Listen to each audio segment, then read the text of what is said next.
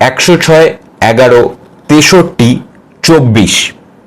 এই চারটে সংখ্যার জন্য লর্ডস টেস্টে দাপটের সঙ্গে খেলেও ভারত ইংল্যান্ডের কাছে হেরে গেল।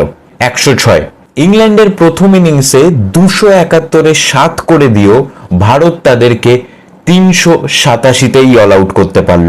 106 রান আরো বেশি খেয়ে গেল ভারত।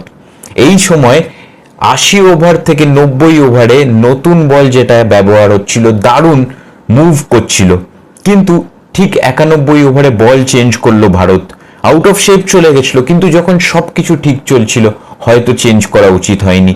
এই নতুন বল যেটা পরিবর্তন হলো সেটাতে ইংল্যান্ডের খেলতে খুব সুবিধা হয়ে গেল ব্রাইডন কার্স এবং জেমি স্মিথের। 11, 376-এ 7 ছিল ভারত প্রথম ইনিংসে, 387-তে গুটিয়ে গেল।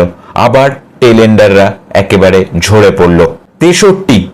63টা এক্সট্রাস দিল ভারত, সে জায়গায় ইংল্যান্ড মাত্র 30টা। 33 রানের ফারাক, মনে রাখবেন ভারত কিন্তু 22 রানে হারল। 24, 58-তে 4-এ পঞ্চম দিনটা শুরু করেছিল ভারত, কিন্তু খুব তাড়াতাড়ি 82-তে 7 হয়ে গেল আর্চার এবং স্টোকসের আগুন খেকো বোলিং এর জন্য।